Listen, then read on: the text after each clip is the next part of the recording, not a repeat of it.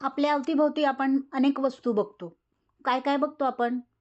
अवतीभोवती जग काय काय बघतो आपण? कोणकोणत्या वस्तू बघतो आपण? वस्तू. वस्तू किंवा घटक. म्हणजे झाडं, झुडपं, प्राणी, पक्षी. बरोबर. म्हणजे सजीव किंवा निर्जीव घटक बघतो निर्जीव. आपण. बरोबर आहे. या सजीव किंवा निर्जीव घटकांचा आपल्या आयुष्यावर काही परिणाम होतो का? होतो. बरोबर आहे. सजीव किंवा निर्जीव जर झाडं असतील तर त्यापासून आपल्याला ऑक्सिजन मिळतो. झाडं हे सजीवमध्ये येतात. निर्जीव जरी असेल तर सूर्यप्रकाश आपल्याला जगण्यासाठी आवश्यक असतो. अशा बऱ्याच गोष्टी आहेत ज्या सजीव किंवा निर्जीव म्हणजेच जैविक किंवा अजैविक असतील तर त्याचा आपल्या रोजच्या जीवनावर परिणाम होतो. आता पुढे दिलेल्या काही सजीव आणि निर्जीव गोष्टी आहेत, घटक आहेत. त्यांचं सजीव आणि निर्जीव यामध्ये वर्गीकरण करता येईल का आपल्याला? कोणी सांगेल का? येईल, वर्गीकरण करता येईल. सूर्यप्रकाश काय आहे? सजीव. निर्जीव. सूर्यफूल? सजीव. हत्ती? सजीव. कमळ? सजीव. शैवाल? सजीव. दगड? निर्जीव. त्याचप्रमाणे गवत, पाणी, मुंगी, माती याचे आपण सजीव किंवा निर्जीव म्हणजेच सजीव म्हणजे जैविक किंवा निर्जीव म्हणजेच अजैविक अशा पदार्थांमध्ये आपण घटकांमध्ये वर्गीकरण करू शकतो. तर आता परिसंस्था, आज आपल्याला परिसंस्था हा घटक अभ्यासायचा आहे. तर परिसंस्था म्हणजेच काय? तर सजीव आणि निर्जीव घटकांशी सजीव आणि निर्जीव घटकांचा एकमेकांशी असलेला संबंध म्हणजेच परिसंस्था होय. लक्षात आलं? सजीव आणि निर्जीव घटकांचा एकमेकांशी असलेला संबंध म्हणजे परिसंस्था. प्रत्येक परिसंस्था ही स्वतःचं संतुलन टिकवून ठेवते. या परिसंस्थेत कोणते कोणते घटक असतात? तर सजीव असतील, निर्जीव असतील. काही घटक आता इथे बघा पुढच्या ह्याच्यात परिसंस्था आपल्याला दिसते. जैविक आणि अजैविक घटक आहेत. अजैविक घटक म्हणजेच निर्जीव घटक आणि जैविक घटक म्हणजेच सजीव घटक. अजैविक घटक आहेत त्यांचे दोन भाग पडते, एक भौतिक आणि रासायनिक घटक. आता भौतिक घटकांमध्ये हवा, पाणी, बाष्प, खनिजे, मृदा हे झाले सगळे अजैविक घटक. परंतु हे सगळे घटक आपल्याला रोजच्या जीवन जगण्यासाठी आवश्यक असतात. त्याचप्रमाणे रासायनिक घटकांमध्ये काय आहेत? सेंद्रिय आणि असेंद्रिय. असेंद्रियमध्ये हायड्रोजन, ऑक्सिजन, नायट्रोजन हे सुद्धा आपल्याला आवश्यक असतात. बरोबर आहे? आपण सजीव आहोत आणि सजीवांना रोजच्या आयुष्यात जगण्यासाठी या घटकांची आवश्यकता आहे. बरोबर? असेंद्रिय घटक सुद्धा आपल्याला गरजेचे आहेत. तर सेंद्रिय पदार्थ कोणते आहेत अजैविक घटकात? प्रथिने, कर्बोदके, स्निग्ध पदार्थ हे सुद्धा घटक आपल्याला गरजेचे आहेत. तिथेच आपली काय होते? इकोसिस्टीम म्हणजेच परिसंस्था ही बॅलन्स होते. आता जैविक घटक कोणते कोणते आहेत? तर जैविक घटकांचे दोन प्रकार येतात. एक स्वयंपोषी आणि दुसरा येतो परपोषी. स्वयंपोषीमध्ये उत्पादक, भक्षक आणि विघटक. काय असतं? एक अन्नसाखळी जर आपण बघितली तर त्यामध्ये प्राथमिक घटक असतो, तो असतो उत्पादक. तो काय करतो? स्वतःचे अन्न स्वतः तयार करतो. म्हणजेच यात कोण येतात? वनस्पती, झाडे हे झाले उत्पादक. त्यानंतर भक्षक. या भक्ष्यामध्ये कोण येतं? भक्षक म्हणजे वनस्पतींनी तयार केलेलं अन्न किंवा वनस्पती खाणारे काय असतील? वनस्पती किंवा इतर प्राणी खाणारे असतील ते भक्षक. आणि दुसरे असतील ते विघटक. आता विघटक काय कार्य करतात? तर भक्षकांमुळे भक्षक जे खातात नंतर भक्षक वारल्यानंतर तिथे त्यांच्या शरीराचं विघटन होतं आणि हे विघटनाचं काम कोण करतं? तर विघटक. उत्पादकांमध्ये हिरव्या वनस्पती, भक्षक असतात ते असतात प्राणी. मग प्राणी कोणते कोणते असतात? प्राथमिक भक्षक असतील, द्वितीय भक्षक असतील किंवा तृतीय भक्षक असतील. बरोबर आहे? इथपर्यंत आलं लक्षात? हॅलो हॅलो इथपर्यंत आलं लक्षात? हो. आता परिसंस्थेचे घटक जैविक घटक आणि अजैविक घटक दिसत आहेत आपल्याला. आपण वरती बघितले त्याप्रमाणे जैविक घटक असतात ते उत्पादक, उपभोक्ते म्हणजेच भक्षक आणि अपघटक म्हणजेच विघटक असतात. आणि अजैविक घटक म्हणजेच पाणी, हवा, माती, तापमान, प्रकाश. जे की आपल्याला अजैविक घटक हे भौतिक घटक जगण्यासाठी अत्यंत महत्त्वाचे असतात, परंतु ते सजीव नसतात. ही पुढच्या स्लाइडमध्ये आपल्याला काय दिसतंय? पुढच्या स्लाइडमध्ये काय दिसतंय आपल्याला? हॅलो, आवाज येतोय माझा? हॅलो, हो हो येतोय. पुढच्या स्लाइडमध्ये काय दिसतंय तर आपल्याला एक अन्न साखळी दिसतीये. या अन्न साखळीमध्ये जैविक आणि अजैविक घटक कसे कामी येतात ते बघा. आता पहिल्यांदा काय आहे? उत्पादक. उत्पादक म्हणजेच कोण दाखवलेलं आहे? वनस्पती. या वनस्पतींना म्हणले उत्पादक. या काय करतात? अन्न तयार करतात आणि हे अन्न वनस्पतींपासून प्राणी अन्न ग्रहण करतात. या वनस्पती तयार झालेल्या आहेत, ज्या हर्बिव्हरस आहेत, ते काय करतात? प्राणी अन्न घेतात, म्हणजे शेळी, गाय, मेंढी हे सगळे वनस्पती खातात. त्यानंतर जैविक घटकांमध्ये प्राथमिक, द्वितीय आणि तृतीय भक्षक येतात. प्राथमिक भक्षक झाली शेळी किंवा गाय. आता या शेळीला किंवा गाईला वाघ, सिंह हे प्राणी खाऊ शकतात, बरोबर. हे द्वितीय किंवा तृतीय भक्षक येतात. यानंतर हे प्राणी जेव्हा मृत होतात, या मृत शरीराचं विघटन होतं. या विघटनानंतर काही द्रव्य बाहेर येतात, ते सूक्ष्मजीव असतात. हे विघटन सूक्ष्मजीव करतात आणि हे विघटन होत असताना अजैविक घटक तयार होतात. म्हणजेच कोणते? पोषक द्रव्ये, सौर ऊर्जा, कार्बन डायऑक्साईड, नायट्रोजन, पाणी, खनिजे याद्वारे या मृत शरीरांचे विघटन होते आणि त्यानंतर त्यातून पुन्हा उष्णता बाहेर पडते आणि पुन्हा जैविक घटक वाढीसाठी उपयोग होतो. या पद्धतीनं जर अन्न साखळीतील किंवा परिसंस्थेतील प्रत्येक जैविक घटक हा अजैविक घटकावर अवलंबून असतो किंवा परिसंस्था ही बॅलन्स कधी होते तर त्याचे जैविक आणि अजैविक घटक एकमेकांवर या पद्धतीने अवलंबून असतात. आता ह्या परिसंस्थेचे वेगवेगळे प्रकार आहेत. वेगवेगळे प्रकार म्हणजे एक स्थल परिसंस्था आणि दुसरी असेल ती जल परिसंस्था. आता स्थल म्हणजे काय? स्थल म्हणजे काय? कोणी सांगू शकेल? स्थल परिसंस्था म्हणजे काय?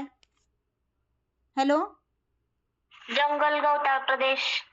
स्थल परिसंस्था म्हणजे जमिनीवरची किंवा भूपरिसरातली आणि जल परिसंस्था म्हणजे पाण्यातली, बरोबर आहे. स्थल परिसंस्थेमध्ये काय येणार तर जंगलातली, गवताळ प्रदेशातली परिसंस्था येणार. म्हणजेच आपण आता ही जी साखळी बघितली ती कुठे तयार झालेली असेल तर वेगवेगळ्या जंगलांमध्ये असेल, पुन्हा गवताळ प्रदेशांमध्ये असेल, म्हणजे जमिनीवर असते. त्यात सुद्धा काय असतील?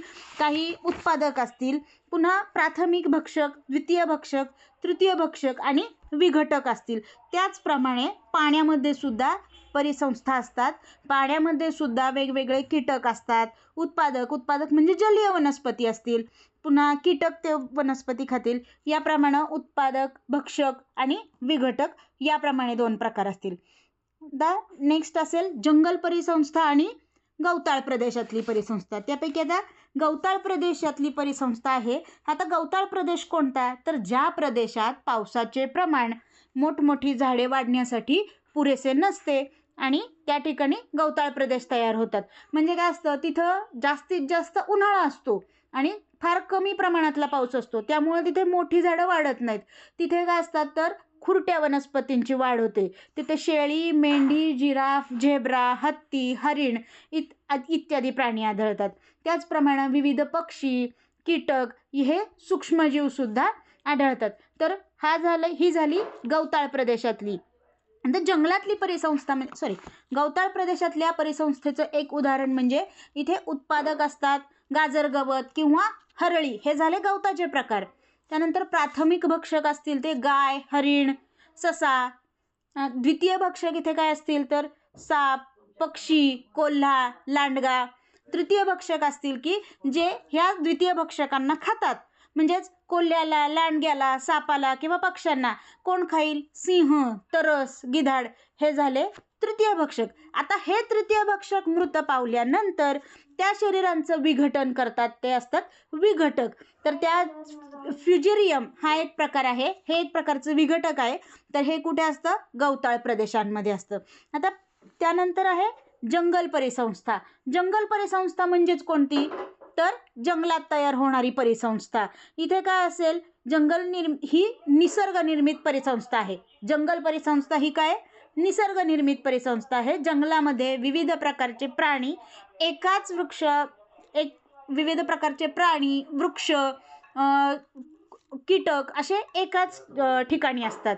अजैविक घटकांमध्ये जमिनीत व हवेत असणारे सेंद्रिय, असेंद्रिय घटक, हवामान, तापमान, पर्जन्यमान हे घटक वेगवेगळ्या प्रमाणात आढळतात. ही झाली जंगल परिसंस्था. आता यामध्ये उत्पादक कोण असतील?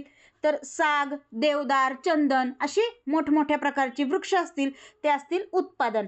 त्यानंतर प्राथमिक भक्षक, या झाडांना खाणारे म्हणजे झाडांवर पोसले जाणारे भक्षक कोणते? तर मुंगी, नाकतोडा, कोळी, फुलपाखरे. नंतर द्वितीय भक्षक काय असतील? तर साप, पक्षी, सरडे हे काय करतात?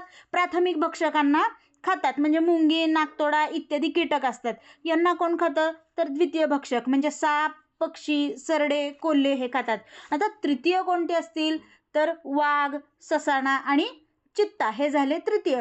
पुन्हा आता हे तृतीय भक्षक वाघ आणि ससाणा किंवा चित्ता हे मृत झाल्यानंतर त्यांच्या शरीराचं विघटन हे पॉलिकॉर्पस किंवा अस्परजिलस नावाचे विघटक असतात, ते विघटन करतात त्यांच्या शरीराचं आणि पुन्हा ते मृदेत होतात. इथे काय होते?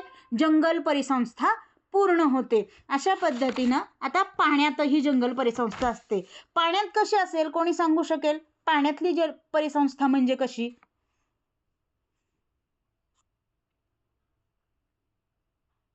हॅलो,